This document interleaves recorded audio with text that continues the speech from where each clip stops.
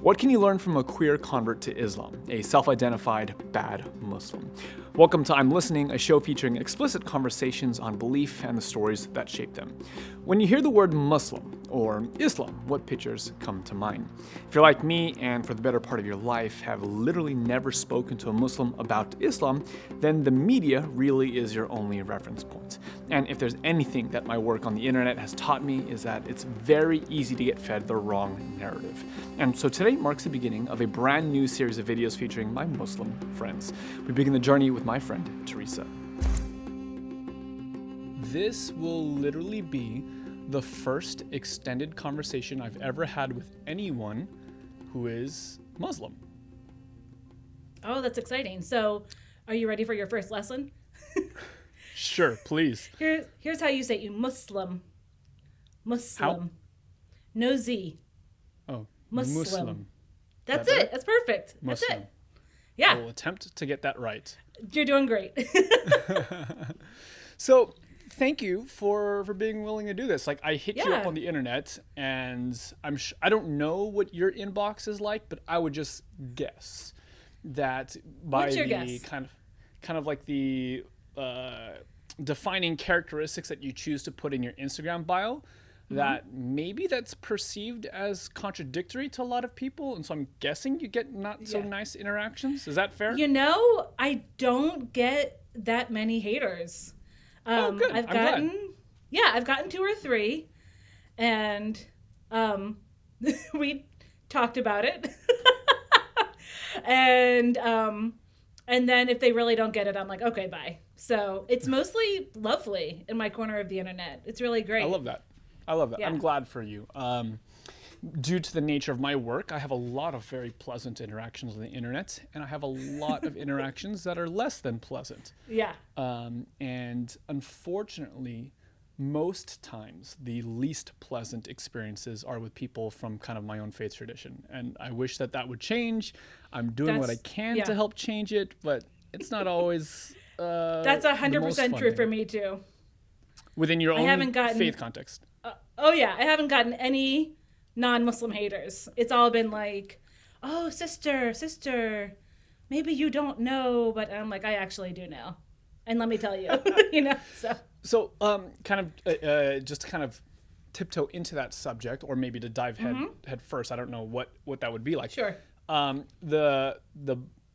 Instagram bio reads educator, writer, nothing conflictory there, but also Muslim and then queer. And so like I have all kinds of assumptions that jump out of my mind.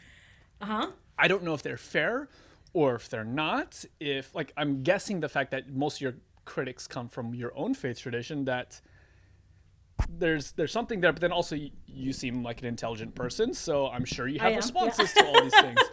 So like I have so many questions, but I kind of want to like back up from them. Not that I don't want to hear about all of that. I just also don't know much about Islam Yep. in general. And so I would love for you to kind of catch me up, since you're the first person I've ever really got to ask questions about that. So I have a handful of questions, and I'm totally willing for it to kind of like navigate as it does. How much time do you have, or are you willing to contribute? I got time. I'm underemployed. I got time. Okay, I'm so sorry to hear that. It's fine. Okay. That's okay. It's COVID. It's fine. Beautiful. Thank you so much for your generosity. I appreciate it very much. Yeah. So can we start off with like the most basic of questions when it comes to this subject? To you, what is Islam? So Islam is a path, right? And there are a few things that are kind of non-negotiable that I consider non-negotiable, and I think any Muslim would. And everything else, there's a lot of debate about it, right? So the one thing about which there is no debate is La ilaha illallah, which means there is no God but God. There's just one God, period.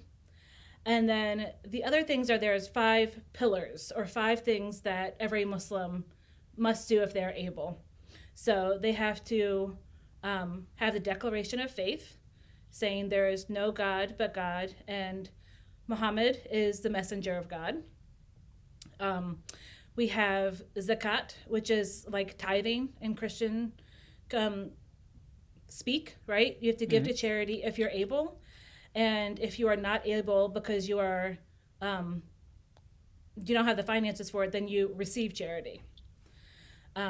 You go on Hajj, which is pilgrimage to Mecca in Saudi Arabia. It's at a certain time of day, a certain time of year.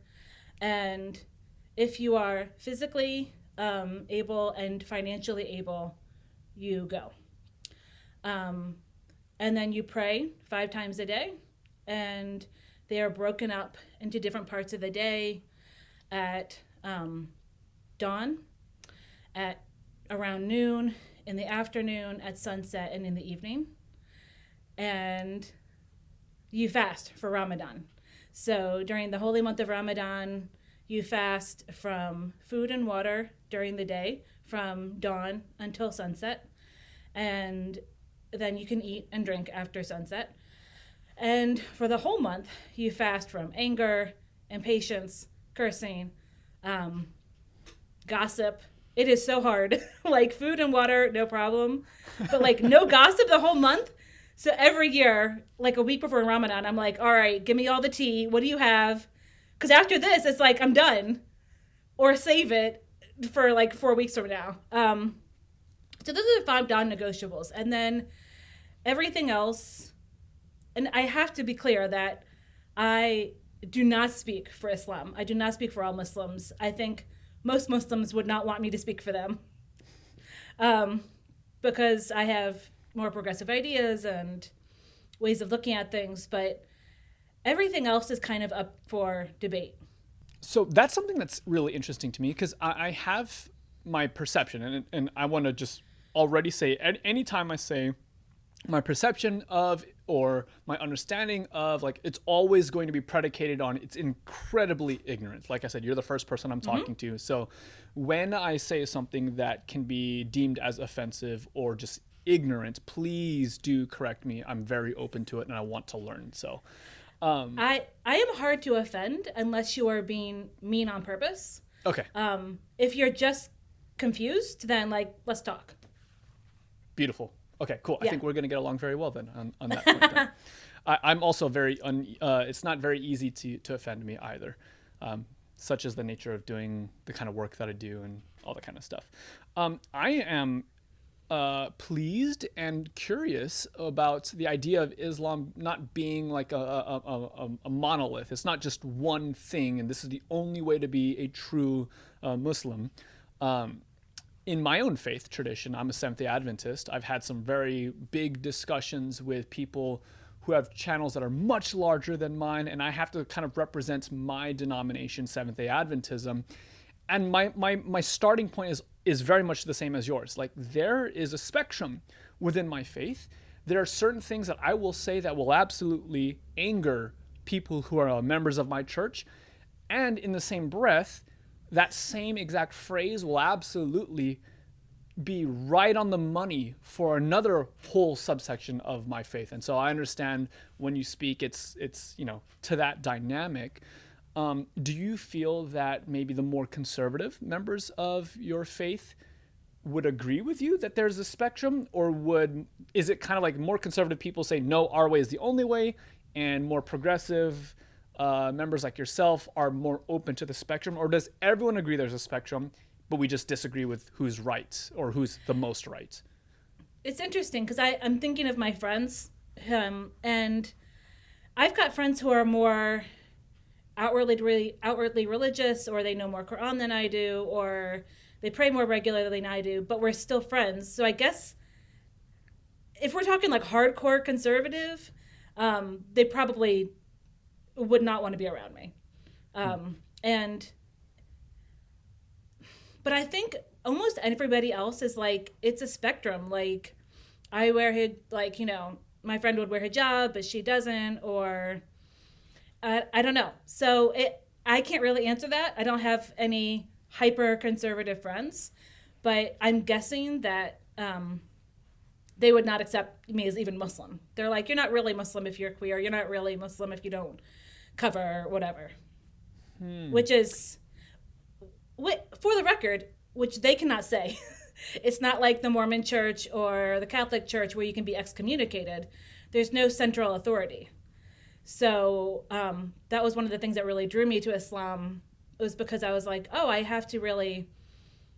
get to think for myself and study for myself and determine what feels good and what feels right within my faith.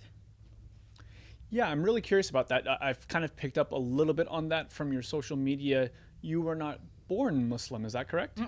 Nope. Can I'm a you convert. share kind of the loose story arc of where you came from, how you were introduced to Islam, and ultimately what drew you to it and why you're like, this is my people?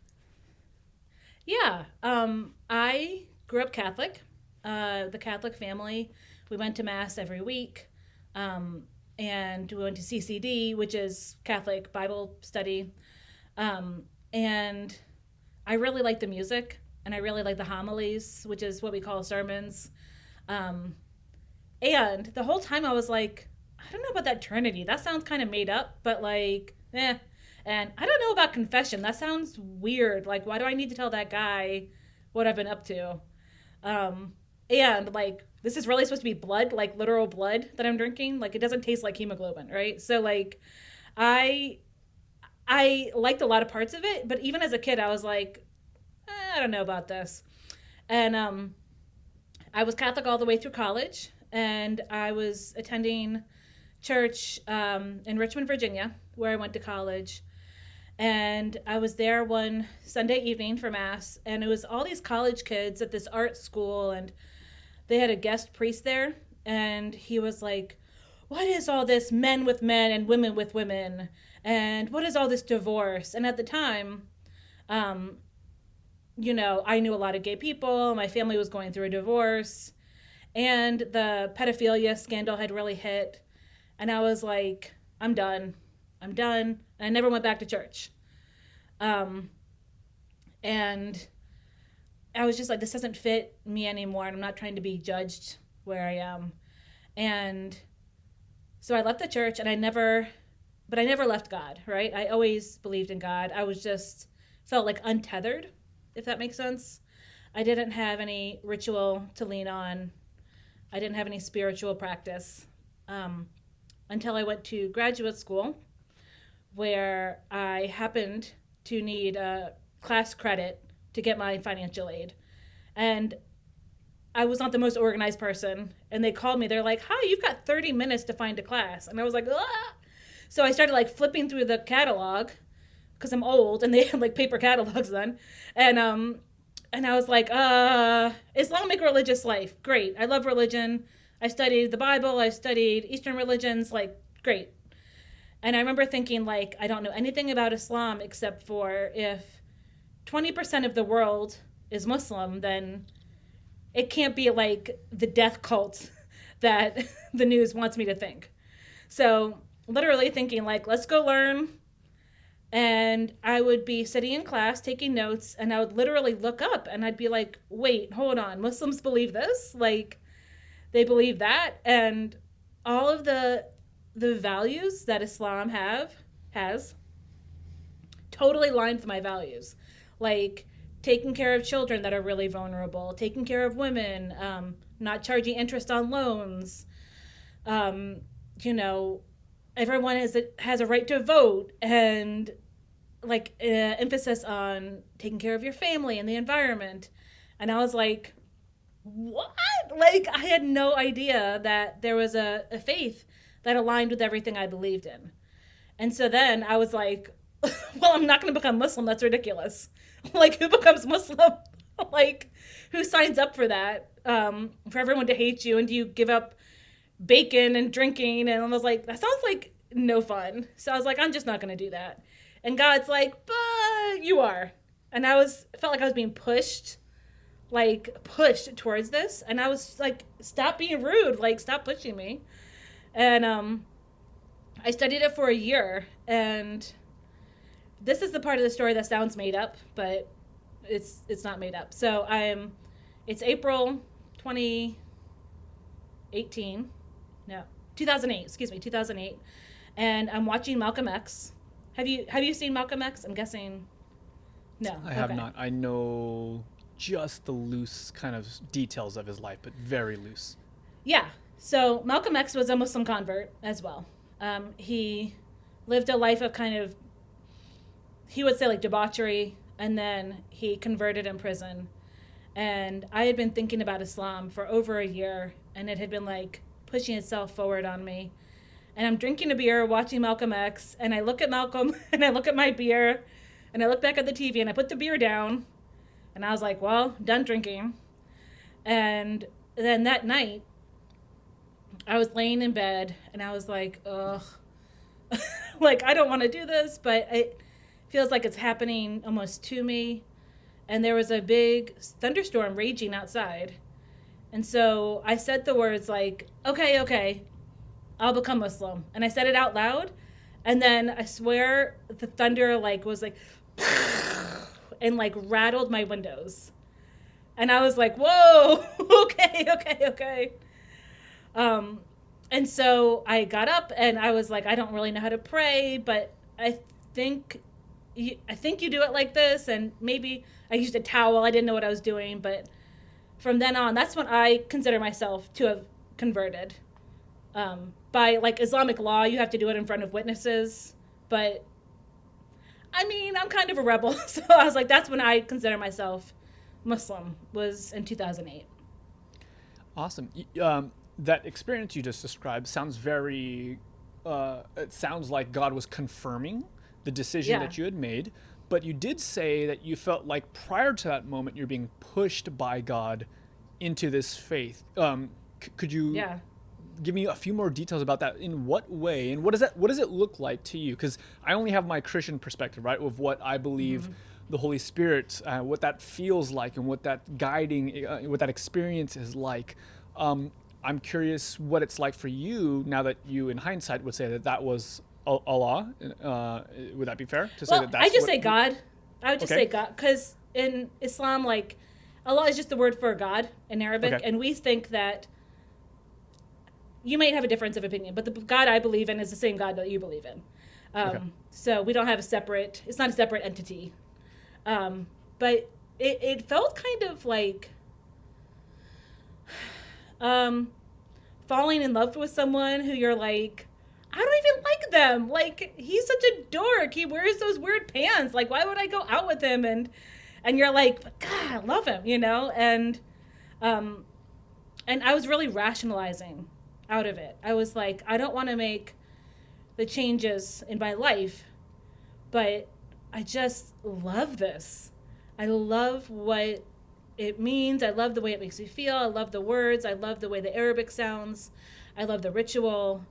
I was like, it didn't feel like I even had a choice, honestly. Wow. That's interesting. My understanding of Islam is that there's, like, within Christianity, at least maybe popularly, at least in my conception of Christianity is very focused on God with a singular attribute as kind of the one attribute that stands out amongst others. Like, there's multiple attributes, of course, but one of the verses that comes out all the time is that God is love. And this is kind of like where we start everything from, and like it colors everything. In hearing, like, say, Christians talking about Muslims, which obviously is not going to be nearly as like valuable from a learning perspective than just talking to you, a Muslim. But what I've heard is said is that while Christianity focuses on God as loving, it seems as though Islam talks about God as predominantly, maybe other things as well, but predominantly powerful. So we have 99 names for God. There are 99 attributes. Couldn't find 100, huh? I think it's a holy number. Like when we have something that's kind of like a rosary, we call it tasbih, and there's 99 beads on it, and you repeat a phrase 99 times when you're going through it. So 3 and 9 have a very holy path in lots of different religions, like the Trinity and like in Buddhism, you know. So there's 99 names, and The one that we say the most are Ar-Rahman Rahim, which is the merciful and the compassionate. So that's how we start every verse of the Quran. So, Bismillah ar-Rahman ar-Rahim, in the name of the merciful and the ever compassionate. So and among those 99 names, I don't have them all memorized, but there's the one who's all knowing, the one who's all forgiving, the one who is all powerful, the one who is righteous. There's lots and lots of components of God for us. So that's interesting because I've never heard that Christian perspective before. And maybe looking back on it, maybe it's part of what subtly continues the othering of Muslim communities, specifically in the Middle East. Maybe it perpetuates the narrative of they're really out aggressively. They're about power, and they want to maybe that's what it is. I don't know. But to hear that for you, that doesn't ring true. And that for you, at least where you start is, you said God is compassionate and he's merciful. That changes my perspective of how I understand Islam. So thank you for that. I appreciate that. Yeah. The next question is still a very general question, and you've kind of alluded to some of these things already in what is Islam, but feel free to expand upon, or if you feel like you've covered it already, that's just as good. But for you, what do Muslims believe? When I asked you about Islam, you ran to practices of Islam like the 5 pillars, and that's still very helpful for a starting point for me. But are those the question of what is Islam and what do Muslims believe? Is that different for you? Do you interpret those questions differently now that you have both of them? Would you swap answers and maybe start in a different way? So Islam is an orthopraxic faith, as opposed to an orthodoxic faith. So I think that I cannot speak for Seventh-day Adventists, but for like evangelical Christians, orthodoxic means you say what you believe and you're good, right? Like if you are saved, you're saved, and there's nothing you really have to do to be evangelical Christian. Like it's good to go to church if you can, whatever. Like Judaism and Islam are orthopraxic. So if you're a practicing Muslim, then you're going to be fasting for Ramadan if you're able. You're going to be giving charity. You're going to be praying. And so I can only say for me. So what we believe is the wholeness and oneness of God. And we believe that we have to live out our faith every day. Very good. Thank you. Yeah. I know that my community on the internet, Seventh-day Adventists, it feels very often that we are misunderstood and misrepresented. I would imagine that that's probably true for a lot of belief systems, not just Seventh-day Adventist or Muslim or Jewish or like any of. I think that maybe perhaps the internet maybe isn't the best way to represent large swaths of people in general, and maybe we need to have more empathetic and listening conversations perhaps. But would you be willing to share with me if and how do you feel that Muslims are misunderstood? I want to say first that you are the second Seventh-day Adventist I know. And the first person is someone who was really damaged by the church. And so that was the only perspective I had. Someone had been really hurt by the church. And so it's really nice to talk to someone who's cool. So I'm excited because I only know what I've heard from that one person. And really you do need a broader perspective to understand a community. So yeah, I'm certainly going to be doing more research by Seventh-day Adventists. But I think that for sure the two big tropes that I find in representation of Muslims in media are the totally violent people blowing up everything and the subjugated women, right? Women who are forced to wear a scarf or who are, forced to marry against their will.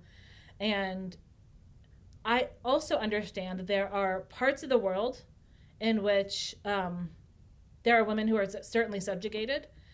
And I always like to say that there's a difference between Islam and Muslims, right? like how, and I think you would say this about Christianity too, that there's certainly Christians who you're like, yo, that's not my God. What are you doing? Hard pass. Hard pass, right? And I'm like, actually, in the Quran, it says you can't do that. You can't prevent a woman from voting. We're a democracy. What are you doing? Like, oh, I didn't know that. Okay, that's cool. Oh yeah, women had the right to vote way, way before but in Islam, way before, like, the suffragettes in England and in America were getting the right to vote. Wow. Yeah, that's awesome. Yeah, that's beautiful. It is. It's great. And so I think those are the two big tropes, like the oppressed women, and also a lot of what I get from angry Christians and atheists, and some ex-Muslims are, how can you be part of a religion that hates you? They quote unquote all hate you, and I'm like, and you being female, I'm you bisexual. Being queer, yeah. you okay? So referring to your bisexuality predominantly. Yeah. Okay, got it. Mostly, and Sorry, then I just wanted sometimes to make sure I was tracking right. Well, you're not wrong too. Like they're like, how could you be in a woman hating religion? And I'm like, I can understand why you would think that, and you're wrong. So the way that many Muslims are misunderstood is, from what I'm hearing you say, is the way that they view women. Yeah. So subjugated women and violent men. And violent men, that's right.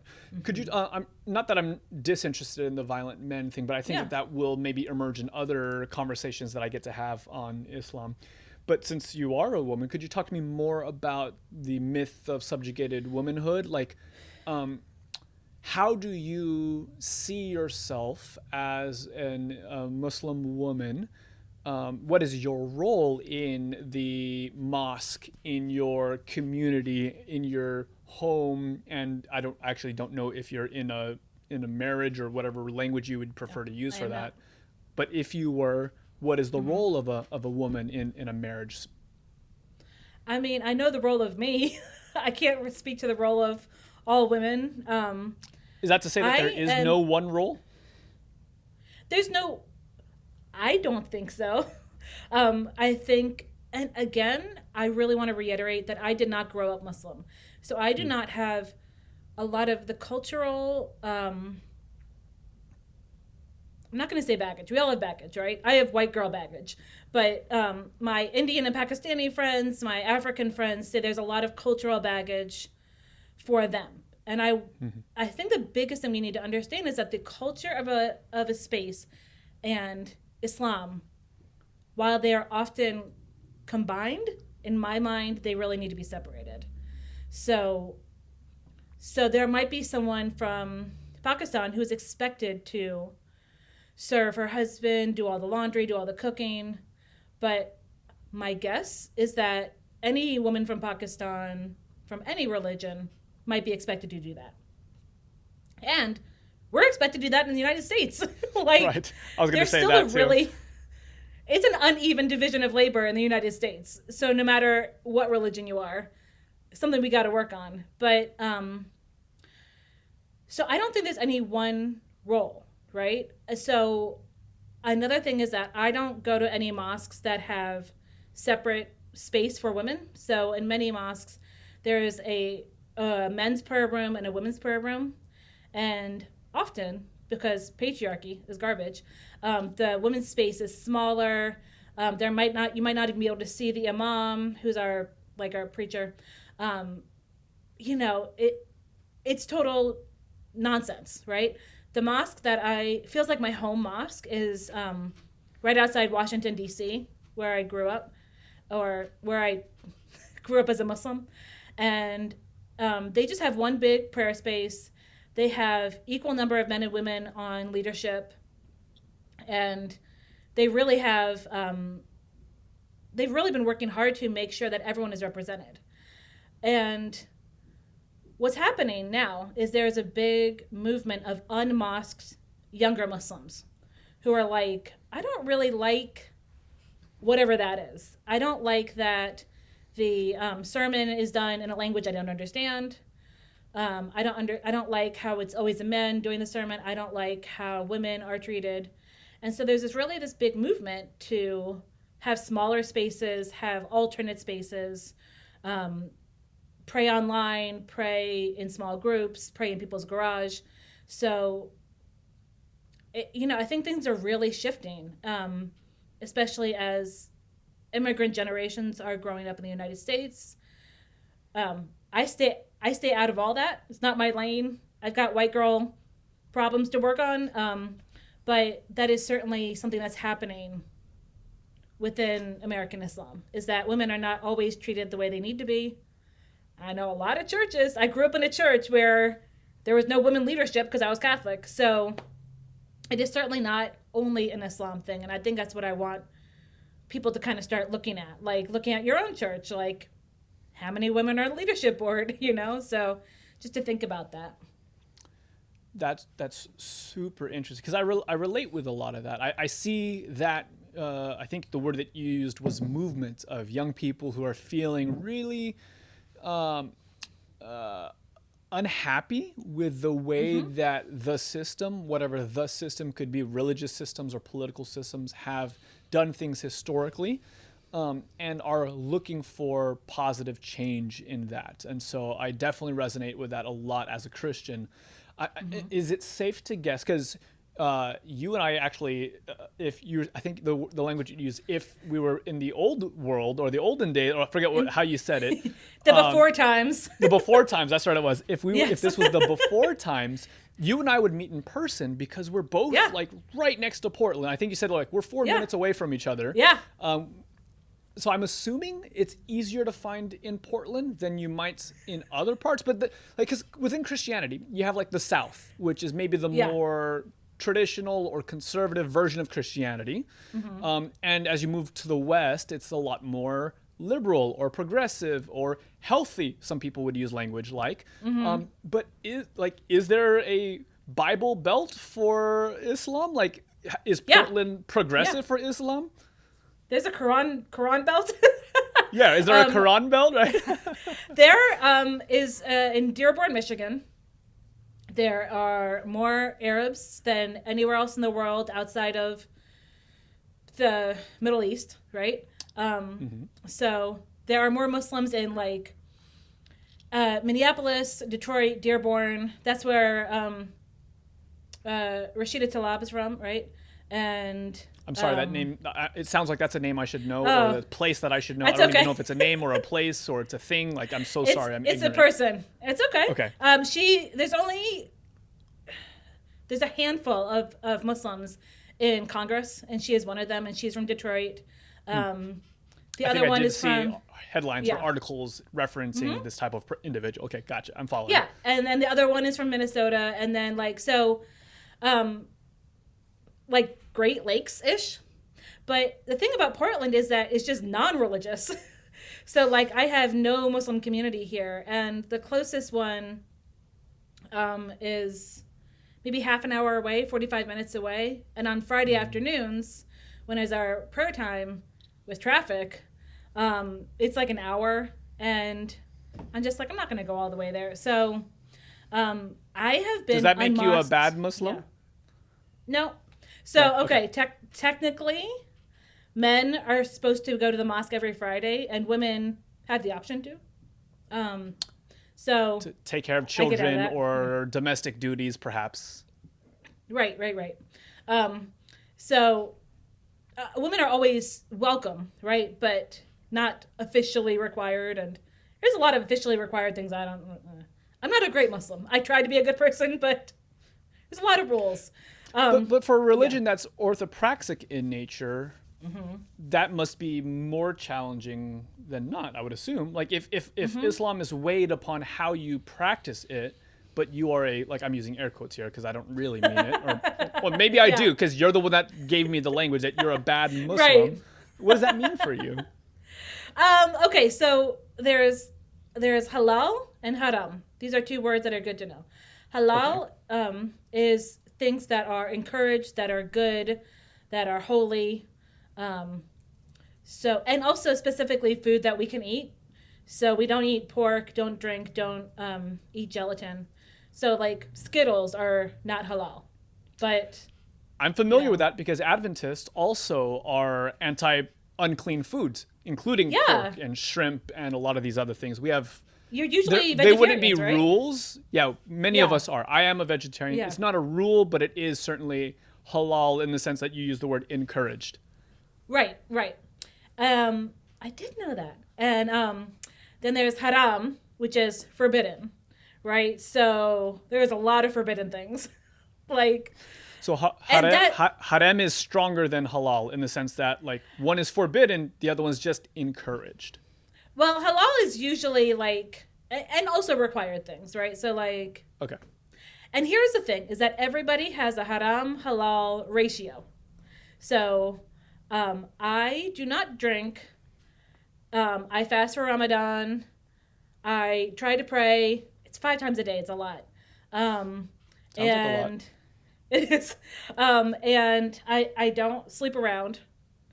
And like I curse and I listen to music and I talk about hot celebrities all the time and like Which for the record, who is your guy or girl? I guess because you're my bisexual. God. I have so many. Right now I have a Valentine's Day tree which I made ornaments with all hot celebrities on it. Oh my god. Haram, right? Like not allowed. Yeah. Sure. But Sure. but here's the thing: I didn't put any Muslim celebrities on there because Mahershala Ali is gorgeous, but I'm not going to. That's too much. That's a step too far. So like Too much conflict there. for me. Okay, So fair you enough. have to find. But I know Muslims that pray and fast, but they still drink, and I know people who say they're halal, and then are really judgmental and hateful. And so you just have to find the balance that's right for you and then find a partner with that equal-ish balance or who can accept your haram, balance. So Sure. So It's tricky. like in elementary school, my mom said all A's, but you can get a B, but never lower than let's call it, 83%. Is there Okay. a consensus on what your No. report card needs to look like, or that's individualized? Ooh, it is very individual and people like to be in your business about it. So we call it Sounds very the Christian. We have a word for it. It's called the haram police. Right? Oh, there you go. Sister, your hair is showing. Sister, oh, you cannot eat marshmallows. Sister, you should not be listening to this music. This is not appropriate. And you're like, can you mind your business? And sometimes they're like, no, but we are called to help each other. So I'm going to DM you and tell you why you're a bad person, right? And you're like, I never called you. I don't know you. Like, if my best friend was like, yo, that pose was not cool, I'd been like, let's talk about it. But For sure. At the time of this interview, Ramadan was coming up, a very special holy time for Muslims, in which it's very common for life to look different for the practicing Muslim. There's an increased devotion to prayer and a special emphasis on fasting and piety. In my experience as a Sabbath-keeping Christian, I was wondering what that would actually look like. For me, I've seen an entire spectrum when it comes to spiritual practices. People who are very good at keeping rules very rigidly and maybe almost even angrily, as well as others who still take things seriously but have a little bit more of a relaxed attitude. for me, like during Ramadan, I turn off all the Cardi B and I turn off all like I try to live a good Muslim life. good Muslim life, right? Is that true just during the fasting hours, or after sunset, turn on Cardi B, pull out the wine? Like, what does that mean? For me, I don't eat or drink during the day. And then for the whole month, no cursing, no suggestive music. There's some TV shows that come out during Ramadan and I'm like, I'm missing it, But a lot of, like, Ramadan's busy. Like, you're fasting all day, and then in the before times, you'd often have dinner parties or go to dinner parties that are called iftars, like break fast. And then you go to the mosque and pray at night. And sometimes you have a meal at the mosque. And so, like, you don't have time to be watching trash television or listening to Cardi B because you're going and you're exhausted because you're up early and you haven't eaten. And it's a beautifully intense time of the year. It sounds like that. It sounds like it would be very fulfilling and stressful all in one beautiful package. Exactly that. Beautiful. Awesome. Yeah. I have questions about how Islam views LGBT people. Your experience is going to be unique, and I know that maybe another Muslim hearing this interview is going to be like, "What are you talking about, Teresa? This is blasphemous." But like, what has your experience been? I can see the comments under this video already. Like, Just I choose know not to read them. exactly. Don't read them. I'm just gonna be like, yeah, like, because it's always the same few things, right? So here's where the idea of studying the Quran and studying interpretations of the different verses and what this all means. So in the Bible, there's a story of Lot. I assume you're familiar. The people there are making a mess of the world, right? They're having crazy parties. They're awful. And God's like, y'all are terrible. Like, bam, right? So we have this, we say, I don't know how to pronounce it in Arabic. It's L-U-T instead of L-O-T. Lut? I don't know. I don't speak Arabic that well. So. Neither do I. Right. So what people who are anti-gay Muslims will say, oh, the story of Lot proves that God hates gay men. And like, because why else would he destroy this community? And what I have read about and what my queer friends have talked about, and there are books about this, is that in the story of Lot, this community was just a whole hot mess, right? They were horrible to guests, which is very anti-Muslim. They were doing all sorts of terrible things. And the big one is that they were assaulting young boys, right? So this was not a loving, consensual relationship between two grown men. This was differential in power and a violent act. That is not what homosexuality is, right? It's not about hurting children. So for me, I'm like, there is no problem in my mind. And there's no other verses that say, like, you have to be straight. And there's not one. That's true, because you guys don't have to deal with Paul. No. I mean, Paul being the New Testament writer who's like, homosexuals or fornicators won't inherit the kingdom of God and these kinds of, because what you're describing so far sounds very similar to the conversations I've been having all this past year with all my LGBT affirming Christian friends who I'm also on a journey of trying to understand and learn from, but how they treat the story of Sodom and Gomorrah is almost play for play exactly what you just described. Yeah. And my Jewish queer friends, I've like, oh, that's what I think too, and I'd like to say that there's not one thing about queer women. So I'm just like, if you can point to anything. That's true. Oh, because Leviticus talks about how men shouldn't sleep with men or lie with men. And I don't know if there's a way that you kind of navigate that, but it certainly doesn't say women lying with women. We're out of it. Like, I can go sleep with whoever I want. Like, well, there you go. That's one fortunate thing, being a lesbian in Islam or something. Yeah. I never thought about that, because in Christianity, there's a lot more flexibility with a text. When it says man, it means man and woman, or there's like a lot of flexibility there. Would it be fair to say that within the Quran, or at least how Islam or how Muslims treat the Quran, it's much more rigid? When it says man, it very likely means biological man. Nope, not at all. It's not true.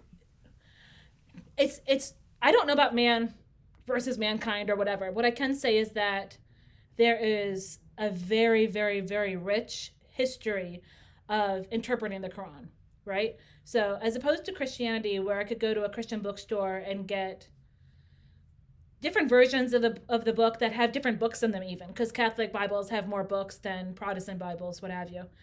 In the Quran, it's all the same Arabic, always. So Quran will have Arabic, generally have Arabic on one side and another language on the other. Spanish, French, English.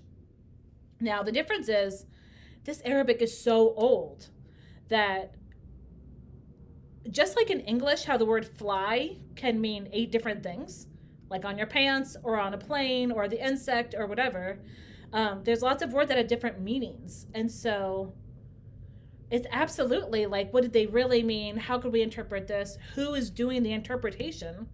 So when women interpret it, they're like, that's really not what I see at all. And when non-Muslims interpret it, it's really different. So you can have 3 different interpretations and they roughly say the same thing, but you're like, oh, but what does this mean? And so that's a really rich tradition in Islam, is to say like, well, what does this really mean? How do we interpret it? How do we put it into our daily life? And that has been ongoing from the very start. Wow. Thank you so much for that perspective. Yeah. I've always felt that Islam is much more rigid than Christianity, but I'm learning that may not be the case. It's super flexible, I think. Like for you, yeah. Understood. Yeah. Yeah. So would you say, like, if you had to put a percentage on it, actually, I'd be more curious about, I'm going to do it in 2 layers now. Okay. Your perception and experience within Christianity or Catholicism, both as a participant and as a viewer, if you had to give a 1 out of 10 rating to how queer people fit into Christianity, 10 being like fantastic, 1 being like really bad, where do you see LGBT in, like, where they fit in within Christianity? And then if you could do a similar analysis from your experience within Islam, what are those 2 numbers and how do they compare? And why would you even say that one is different from another if they are in fact different? So here's the thing. You could be talking about the Westboro Baptist Church, is that right? Yeah. Yep, that's the one. Yeah. Or you could be talking about the gay church that my friend goes to. There's not just one Christianity and there's not just one Islam. So I think there is more room right now for gay Christians.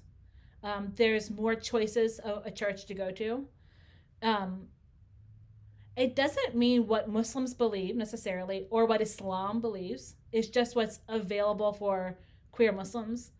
Right now, there is one queer and trans run mosque in Chicago, run by a friend of mine, and one in Toronto, Canada, and I believe there's one in India.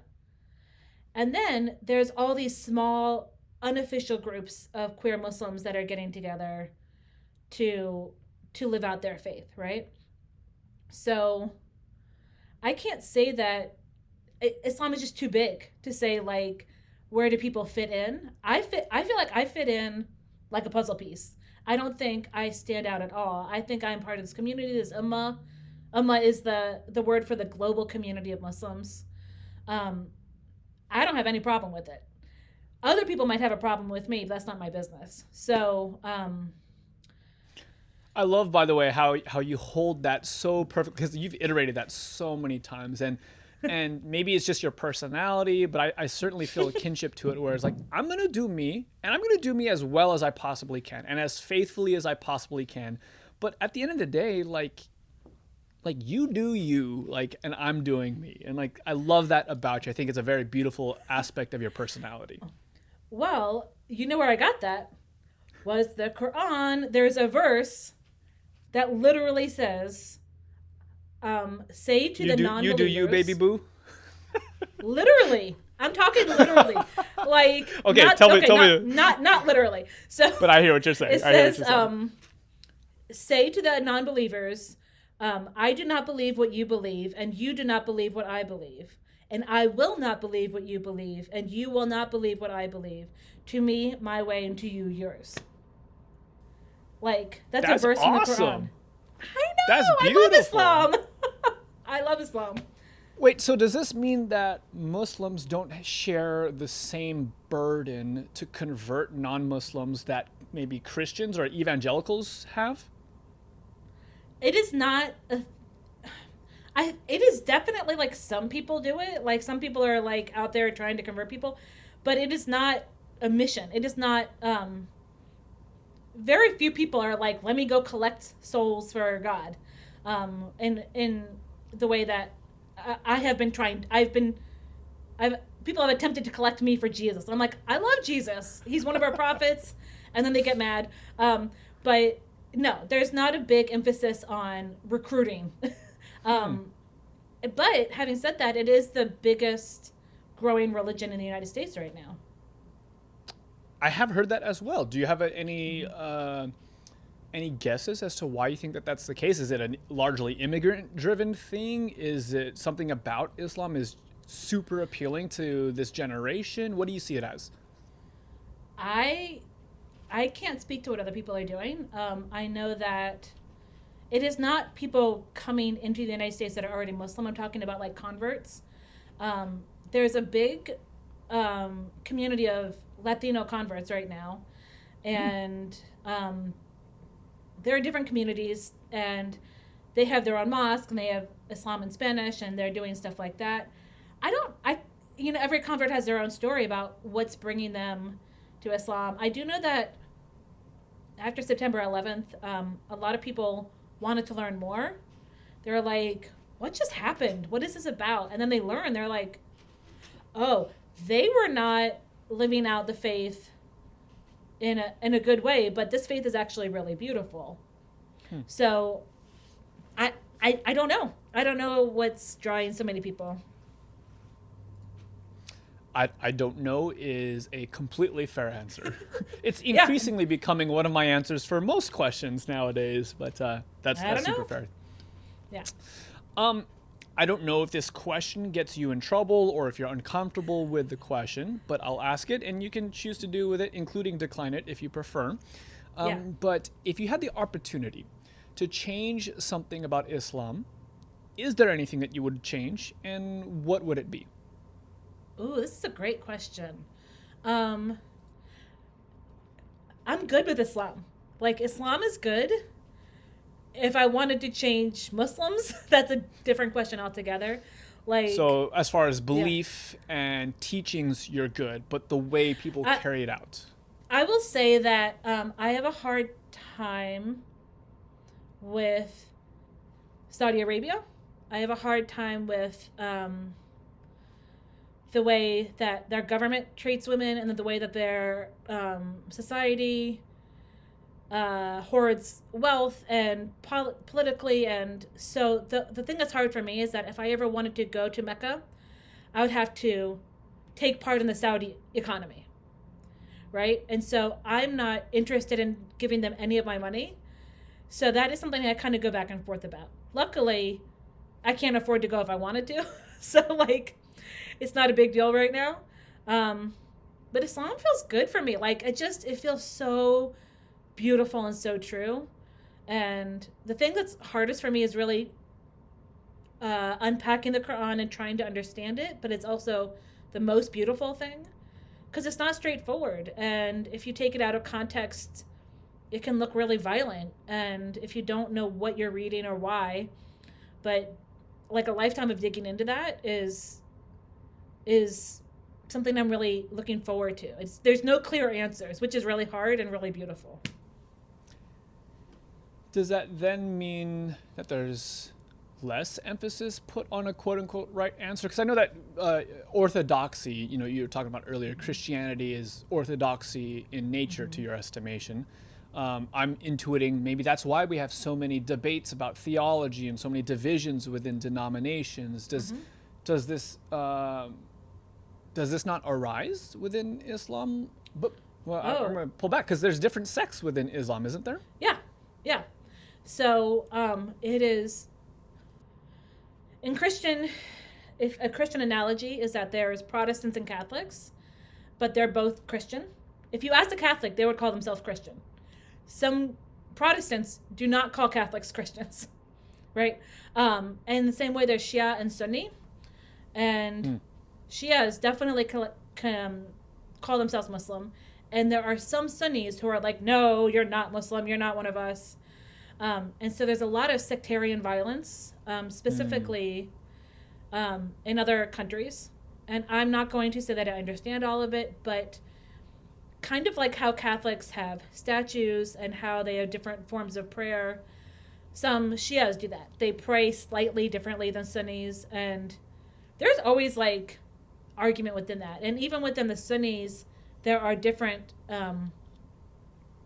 schools of law, right? And so they'll say, like, if you're this way, then you hold your hands a certain way. But if you're another school of law, you hold your hands slightly differently. And you can really get into very, very minute things with Islam if you want to try to do everything exactly right.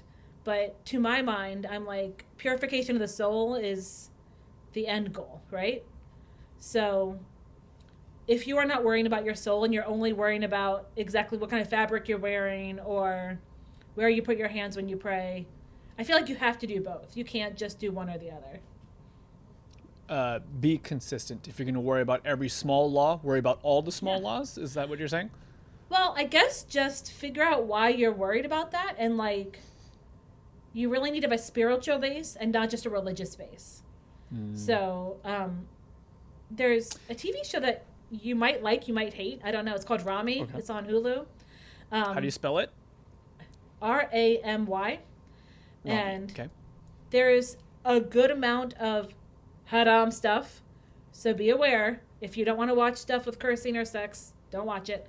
But there's one analogy that they're talking about how Islam is like an orange and how the outer peel is the prayer, is the everyday way you live your life, and the inner flesh is the spiritual part of your existence. And so the spirit without all the laws and the rules would rot, and the rules without any spirit would just be bitter. So you really need, but I know. That's so beautiful. That's great. Because, I mean, Jesus, I think, would articulate almost the exact same thing. You got to worship in spirit and in truth. Exactly. I love Jesus. Don't you love Jesus?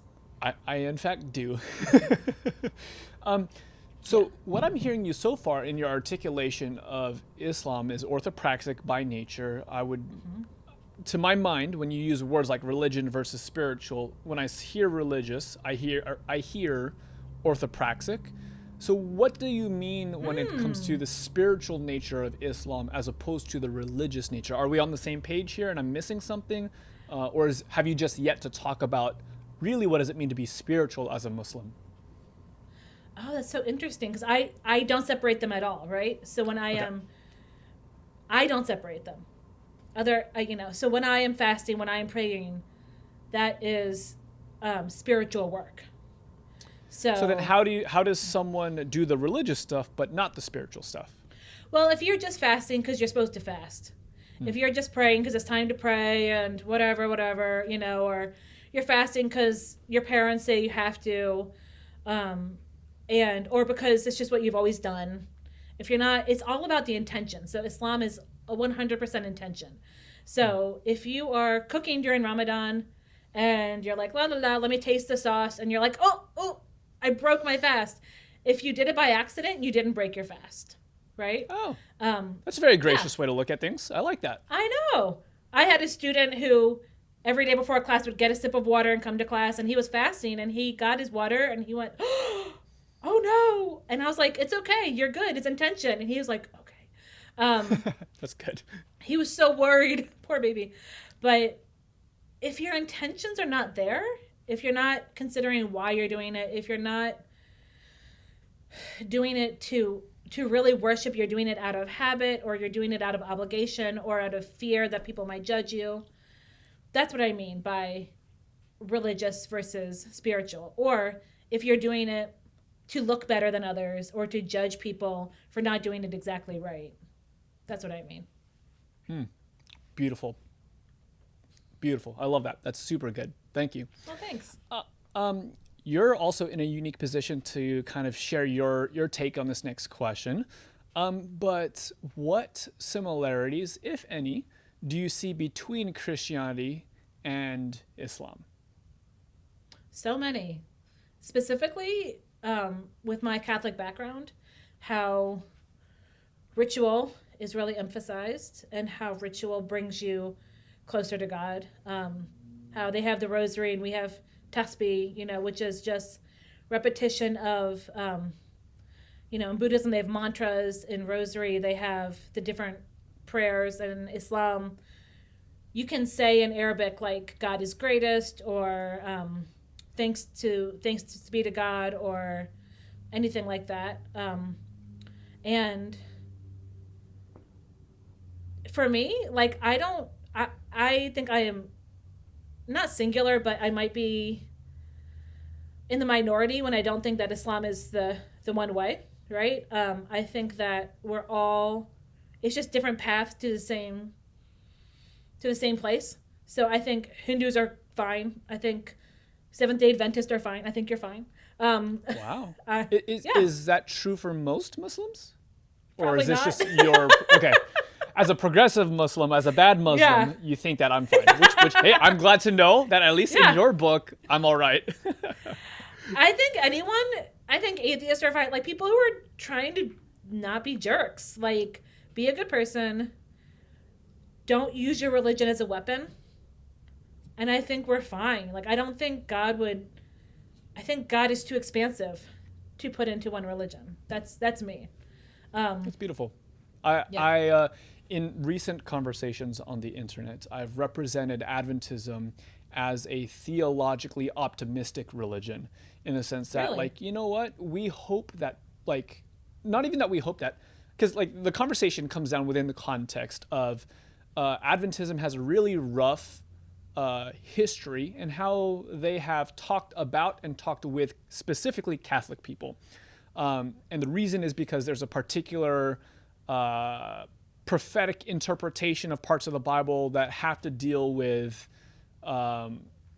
Catholicism within certain parts of Adventism. And so as a result, it often comes across, and might actually be the case in certain pockets of Adventism, not the one that I claim for myself, that are anti-Catholic by nature.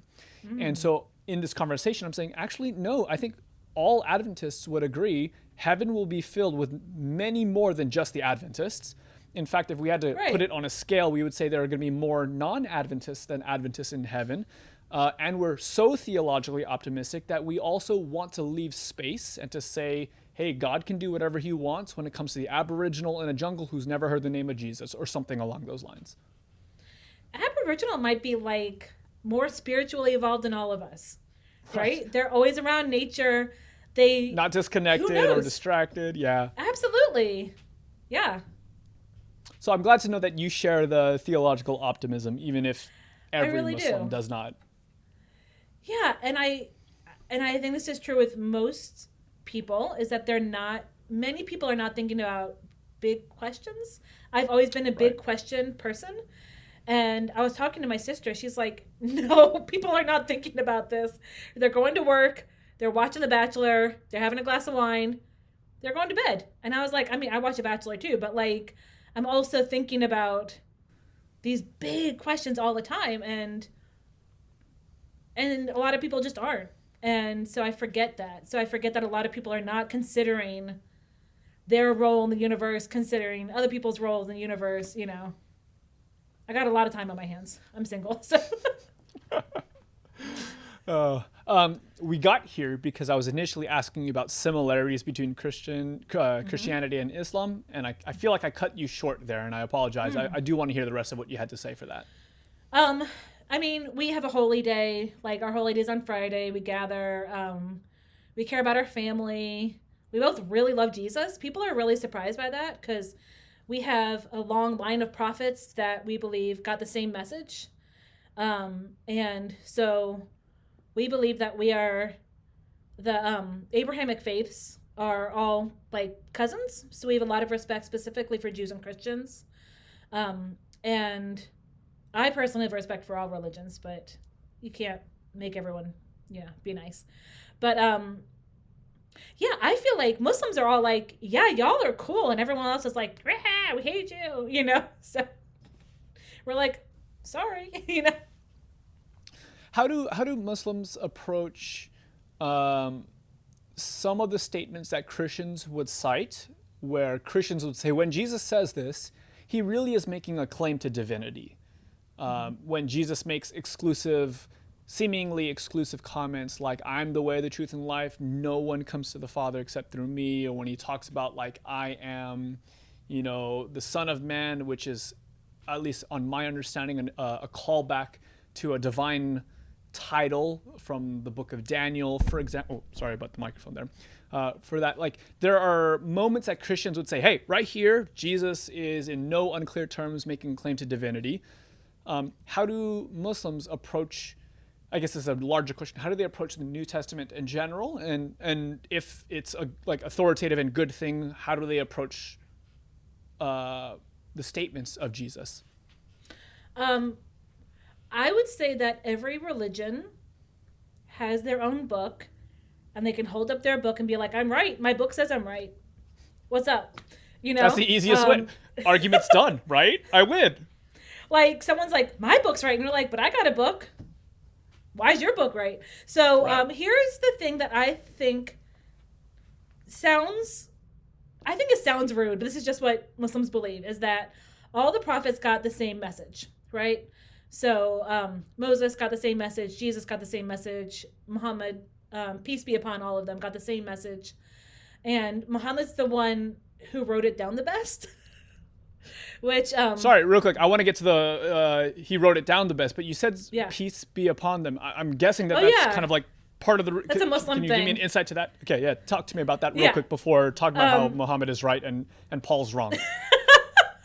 I don't get mad at me, Christians. Okay, so usually when we say the prophet's name, or any prophet's name, we say peace be upon him.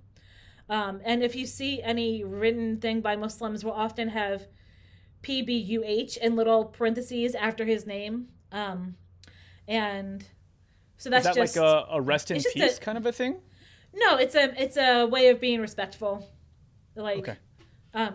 So just to hold them as a high level of respect, right? So peace be upon him. So Muhammad did not actually write it down. He got revelations from the angel Gabriel, and the first thing that Gabriel said was write, and Muhammad's like, yo, I don't know how to write. What are you talking about? I'm illiterate. And he was like, literally, yeah, he didn't know how to write. Oh, okay, yeah. Wow.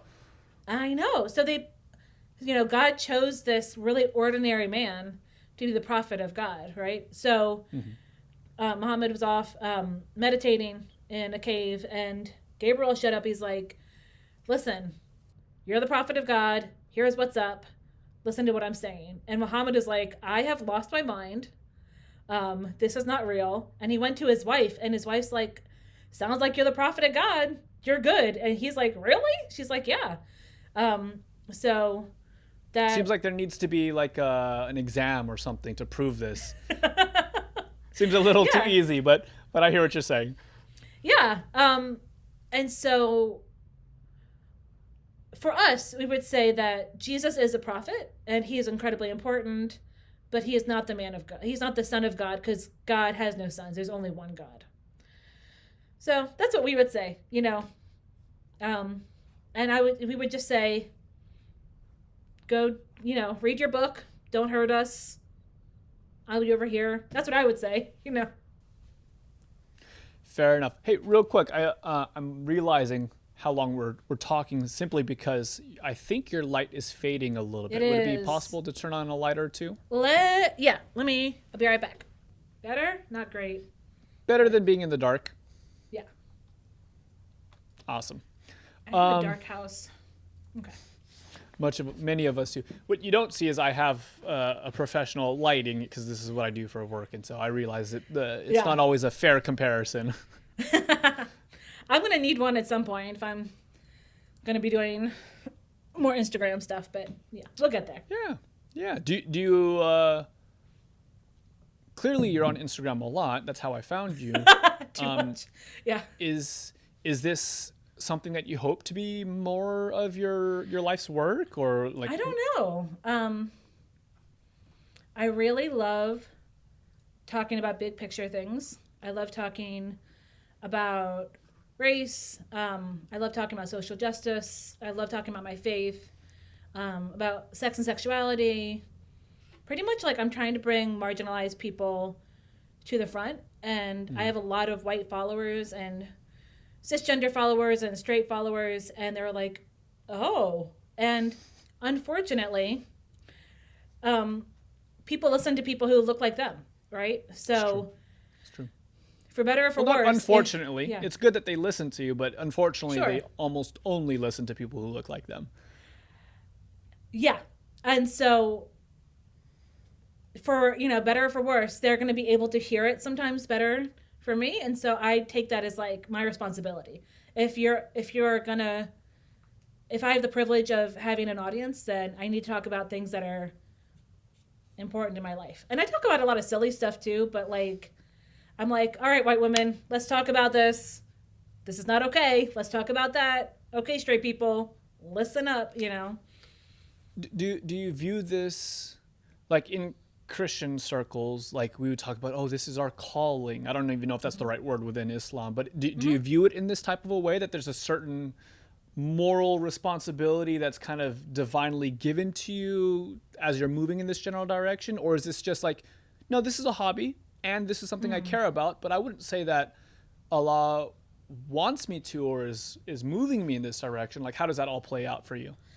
I think that Islam is very focused on social justice. There's a really big component of working for justice. And so there's a verse that says, like, fight for justice, even if it goes against your parents, even if it goes against your own self. You always fight for justice. It's hugely important. And so I'm like, I'm never trying to evangelize. I don't care if anyone else becomes Muslim, but I'm always like, how do I live out my values, live out my faith? And racial justice, social justice, democracy, these are all parts of my faith that are really important to me. And I've got an audience, so I'm going to talk about it, Beautiful. Well, to that note, if anyone is watching and they have questions about Islam or gender issues or social justice related things, is your platform the kind of place where you do welcome non-judgmental or angry types of comments, but you certainly welcome like meaningful questions and you'd be happy to dialogue? Absolutely. I have highlights on the bottom of my on my Instagram, whatever, about Islam, Q&A. And it, like, as long as people are like, I don't want to be offensive, but I'm like, just ask, it's fine. And it's amazing how if you start that way and not with like no offense, because then that often translates to fully offensive. Full but if you offense. say I don't want to offend and I'm sorry because I very likely will, the response I've often encountered is just go for it. You're not going to offend me. It's weird how that paradox exists. It is. If people are coming from a place of learning, and of like, but I really don't understand why you do this or you don't do this, and is it offensive to say Happy Ramadan to someone or whatever, So I wouldn't have thought about that, not. but yeah, that makes sense. Okay, it's cool. offensive if you're saying it at Christmas because you feel awkward, because people at Christmas, it's not Christmas right now, but they'll go Happy Ramadan. And I'm like, no, it's not right now. Didn't work out. No, it will be in a few years. Because they're thinking Hanukkah Yeah. for Jewish people, and they're trying to be sensitive, but they just got the facts wrong on that one, maybe. Yeah. So Ramadan changes every year. It's 11 days earlier every year because it's based on a lunar cycle. So in like 10 years, it'll be Christmas and Ramadan. So then you can do it, There you go. We'll be right on that one lucky time. Yeah. So one of the things that I'm really curious about is how sexuality is conceived of within Islam.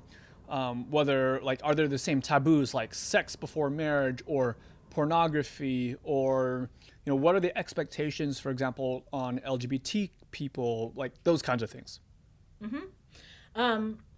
So sex is a really important part of Islam, and specifically sex within a context of a marriage.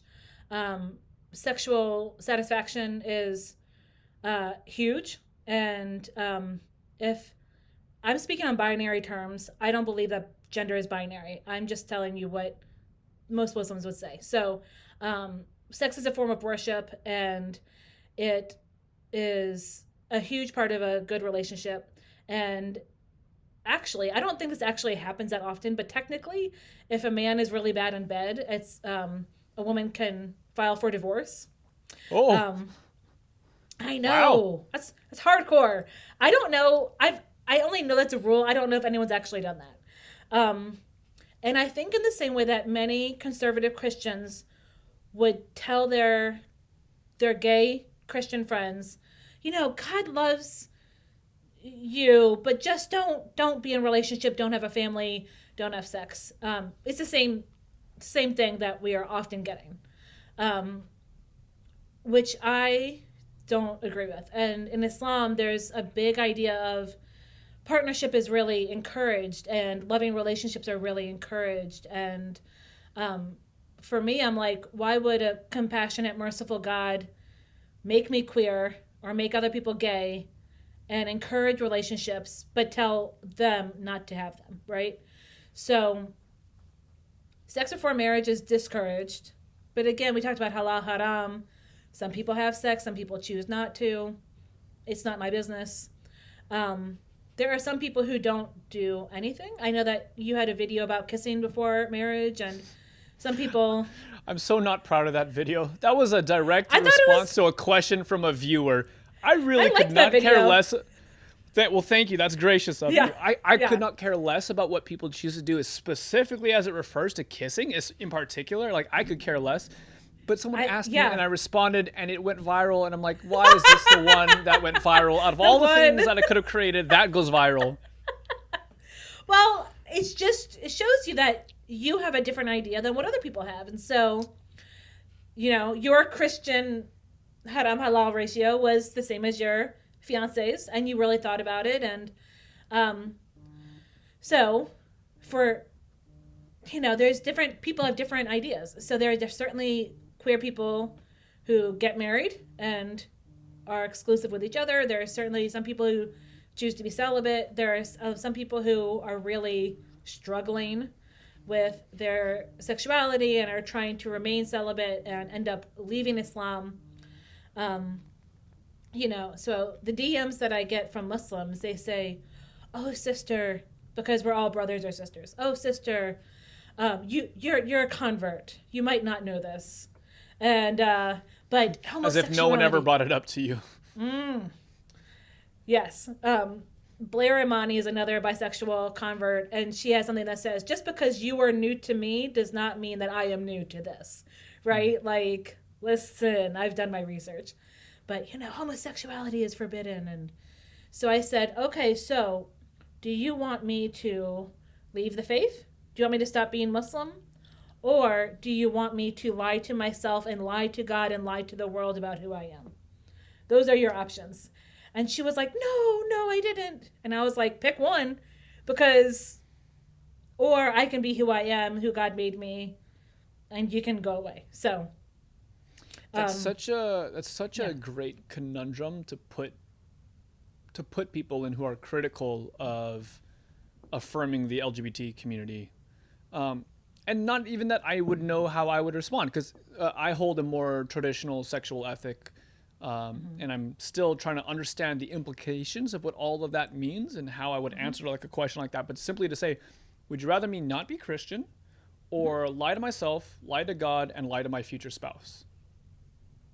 Lie to everyone in my life, right? And hate myself. Like, what kind of life is that? Yeah. Unfortunately, some people might say that they would rather you hate yourself. I got a comment yesterday that, I get a lot of comments that are bold, that are very interesting. People are bold. The internet brings out the best and the worst of people, and unfortunately, I get a lot of that. Someone literally said, and this is a direct quote, "May the Lord punish you." Oh, yes. Oh, yes. Like, some people really have a lot of faith in their prayer life, as though that's something that they could conjure up. Like, I believe that God's going to answer my prayer and that he will curse you. I was like, wow. Like, what kind of God are you believing in? I say, like, the merciful and compassionate God. What kind of merciful and compassionate God would make me queer as a joke? Imagine that they had to say, I forget exactly how the phrases are, but God who's compassionate and merciful, curse them. Yeah, go kill her, you merciful, compassionate one. Come on. So, it's a spectrum. Different people have different beliefs, but generally Muslims are more conservative with their sex and sexuality.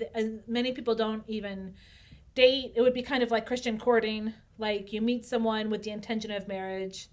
I have friends who met someone and were married within months. And, and like their fiance didn't see their hair until a couple days before the wedding. Oh, right, because seeing hair is somewhat promiscuous for conservative Muslims. Is that right? Well, there is a whole conversation about hijab that takes up a lot of space in the Muslim world, and also in the talking about Muslim world. And there's lots of reasons to wear hijab, right? But some of it's just to be more private, like how you wouldn't wear like a bikini to church, right? Like you just choose what feels more comfortable for you and what feels like what you want to show people or not. So many women who wear hijab, they will not show their hair to their future spouse until a few days before. And I mean, it's not a big thing for me. I wear hijab sometimes. I don't wear it all the time. Since it's something that you do intermittently, was there any conversation inwardly, and if so, what was it like when you decided to not wear hijab for this interview? I'm only laughing because I had a minor panic attack yesterday. I was like, do I wear a scarf? And I asked my hijabi friend, I was like, what do I do? Am I Muslim enough if I don't wear it? But I'm not a full-time hijabi. I don't want to be saying the wrong thing. And she's like, yo, calm down. And I was like, am I Muslim enough? I've only been Muslim for 13 years. And she's like, you're Muslim enough. You're Muslim with or without hijab. Sunnah is the word for the way that the Prophet lived. And so she's like, you just smile, because smile is sunnah, right? Like the Prophet was always laughing and smiling. So that's what you do. And however you feel comfortable, however you want to show up, you're good. So I was like, I was torn. I was super torn about what to wear. So, I rocked my leopard print and Bismillah, that's it. I think we could all benefit from having friends like the one that you just referred to. I was like, oh my God, I'm crying. And I was like, good crying. She was like, oh, good, okay. Yeah. Awesome. Well, I feel, Teresa, that you've taught me so much about Islam, and I'm so grateful for it. You've given me so much more perspective, and honestly, it's perspective that I'm welcoming, because I feel like I have a lot more in common with you than I would have guessed. And maybe that's because you're a bad Muslim. I don't know. I'll be interviewing many more Muslims. I'll be interviewing good Muslims, and I wonder if the sentiment still carries in that moment. But at least for right now, it probably will. Okay, and I hope so, because that's ultimately what I want. But I'm pleasantly surprised as you've shared your heart and as you shared your journey and story. Man, like it's super refreshing and super cool to know. Yeah, I'm so glad. That makes me really happy. I'm going to go study more about Seventh-day Adventism. Adventism? Sure. Is that right? Seventh-day Adventism? Yeah, Adventism. Thank you, that's it. I think both work. If you would like to, I'm certainly open to any questions. If you'd like to ask about Adventism, not that you have to. This isn't about me. But... Yeah. I might be in your DMs. We'll see. Okay, perfect. I'll be looking forward to that. Great. I guess I should, before I close, anything else about Islam that I might have missed, which is like a glaring, blind spot? Like, what else should I be thinking about when I talk to Muslims? Mm-hmm. What are questions that I really should be asking, or just help me round out my perspective if there's anything that's missing here? I think the big thing is that we're mostly really boring. We're not really violent. We're not really, we're mostly just hanging out, watching TV. We're not as exciting as the news wants us to be. And the really big one is that we're not a monolith, right? So, yeah. An immigrant from Sierra Leone and someone in Malaysia and I are going to have three completely different ideas of what Islam is. But what I think is really beautiful is that we all go to the same mosque, because we all pray the exact same way, and we all pray in Arabic. So even though it's not a monolith, it is one community. So it's just so beautiful. I love it. And awesome. I really appreciate you taking the time to talk to me. It's been really great. Good. I'm glad. That is certainly one of the goals with every one of these conversations. And I'm looking for the world to kind of go back to normal, because I hope one of these days I can treat you out to a cup of do Muslims do coffee? We do. Yep. We invented coffee. So, yes. There you go. I would love to take you out to a cup of coffee, a meal or something along those lines. That would be fun. Love to hang out. I love it. We don't have to eat pork. Neither of us will order the pork. We'll be both very happy at that. Wonderful. A special thanks to Teresa for jumping on the program and sharing her story. It's been a couple months since our initial interview, and being able to listen back to this makes me feel so incredibly lucky that she was my introduction to Islam. Now, I was so blown away at how incredibly likable she was. In fact, kind of a fun fact, when I was working on the episode, editing it and kind of reviewing it, Emily walked into the office and was asking, who is this person? Because her story and her perspective sounded so interesting, sounded so compelling. There's a lot of things that I liked about this interview. I liked how my assumptions about Islam were broken, specifically about how open-minded Teresa's version of this faith was, and I was really pleasantly surprised when she told me how she, as a bisexual woman, had been accepted and treated within her religion. To be completely honest, her experience does seem so completely backwards and counter to what the media narrative has been, at least as it's been shared to me, so completely opposite that it actually had me wondering, is all of this actually true? Now, I'm not trying to say that I think that Teresa was lying or anything like that, but it just does make me wonder if her experience is the normal experience, or if maybe because of her being in Portland or whatever the reason is, maybe she's just a fortunate outlier. So my conversation with Teresa only stokes my interest even more and makes me excited for more listening conversations like this one, and I hope you feel the same way. Our next episode actually takes place in Los Angeles on my most recent trip to visit my family. I went to the internet, called a random mosque and asked, would you be willing if I joined your worship service and interviewed one of your teachers? It was a completely fascinating learning experience surrounding things like social justice and the Black experience, and ultimately why a former pastor's kid eventually decides to convert and become a Muslim. So if you would like a sneak peek at the other interviews that we're working on for this series, you can get early access to them over at patreon.com/jku. Producing episodes like this does take money, and patrons are the ones who enable this learning experience. So if you like what we're doing and are in a position to help, consider pledging today. Hey babe, quick family update. What's going on with Maddie?